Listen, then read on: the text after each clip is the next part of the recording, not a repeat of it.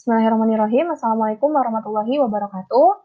Perkenalkan, teman-teman semuanya, nama saya Hanifah Rahmawati Rahman. Saya dari SMK Swasta Bina Harapan Sumedang. Pada kesempatan hari ini, saya ingin berbagi pengalaman dan menceritakan terkait implementasi 4C setelah saya mengikuti BIMTEK Semangat Guru, seri kemampuan non-teknis dalam adaptasi teknologi.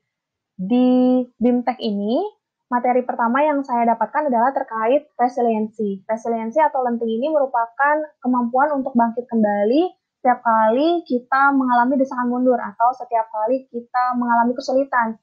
Di materi ini saya mengenal istilah tangguh dan teknologi.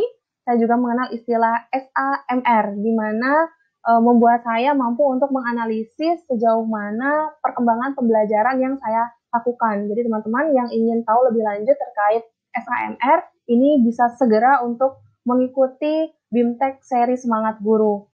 Nah, untuk implementasi 4C sendiri, C pertama ini terkait critical thinking, berpikir dan teknologi. Di critical thinking ini, saya kemudian mengenal dan mempelajari istilah saya sadar.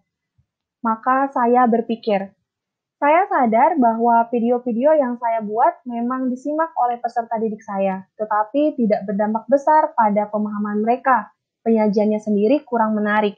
Nah, di critical thinking ini kita akan belajar terkait observasi. Jadi kita akan observasi, kemudian akhirnya kita bisa melakukan refleksi. Saya jadi terpikir untuk membuat video yang fokus pada kebutuhan peserta didik saya. Saya akan berdiskusi dan mengkonfirmasi pemahaman mereka di Google Meet dan berbagi ide melalui sticky note di Jamboard. Nah, Google Meet ini bisa menjadi satu media untuk membangun sikap critical thinking, membangun pembelajaran critical thinking dari anak, karena kita dapat berdiskusi secara langsung, memberikan masalah-masalah, dan anak bisa memberikan pendapatnya juga secara langsung. Itu untuk critical thinking. Kemudian C yang kedua yang saya pelajari adalah creativity, terkait pembuatan konten dan teknik penceritaan. Di konten dan teknik penceritaan ini yang saya implementasikan adalah dalam pembuatan mind map dalam proses pembelajaran. Kemudian juga pembuatan konten video ajar. Tulang dan otot. Tulang seperti ini, ini merupakan alat gerak. Jadi biasanya saya membuat video itu tanpa memperlihatkan muka, tapi setelah proses pembelajaran di BIMTEK Semangat Guru, saya jadi berpikir untuk membuat video memperlihatkan muka, sehingga berharap anak-anak bisa lebih tertarik terhadap video ajar yang saya buat. Kemudian C yang ketiga adalah communication atau komunikasi efektif. Di materi ini sangat menarik karena salah satu narasumber atau guest-nya itu adalah pengajar dari Amerika Serikat. Ada banyak pengalaman yang beliau bagikan dan itu sangat menginspirasi. Komunikasi yang saya lakukan salah satunya ini. Itu kenapa ya?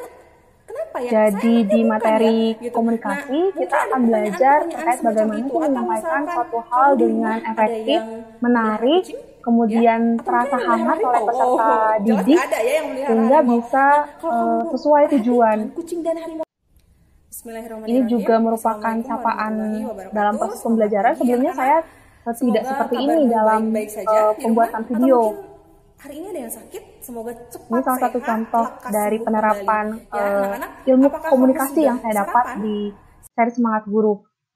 Kemudian C yang terakhir adalah kolaborasi, ya, kolaborasi dan dampak. Di kolaborasi ini sebetulnya ada banyak hal yang diajarkan. Kemudian juga ada model-model pembelajaran yang diperkenalkan kepada kita. Nah, karena di masa pandemi ini yang saya terapkan adalah terkait kolaborasi antara guru dengan teknologi, guru dengan orang tua, ya. Di sini salah satunya yang saya terapkan adalah membuat laporan praktik yang biasanya ditulis tulis tangan di buku. Nah, kemudian saya menjadi laporannya itu menggunakan Google Dokumen, di mana semua anak diberi salinan Google Dokumen. Di sini juga terjadi kolaborasi saya dengan orang tua, di mana anak-anak melakukan pengamatan terhadap anggota keluarganya. Jadi pembelajaran kolaborasi ini, karena selama pandemi cukup sulit untuk melakukan kolaborasi antara siswa 1 dengan siswa 2, siswa 3, dan selanjutnya, maka kolaborasi ini saya implementasikan dengan kolaborasi antar keluarga. Jadi anak dengan saudara-saudaranya. Kemudian juga dengan teknologi, ini juga salah satunya contohnya penggunaan Jamboard. Ini untuk kolaborasi, itu implementasi yang saya lakukan di pembelajaran terkait 4C. Kemudian di Bintek Semangat Guru, juga saya belajar terkait Empowering Teacher, yaitu kita akan belajar terkait blended learning, penerapan kelas campuran, mulai dari sinkron asinkron.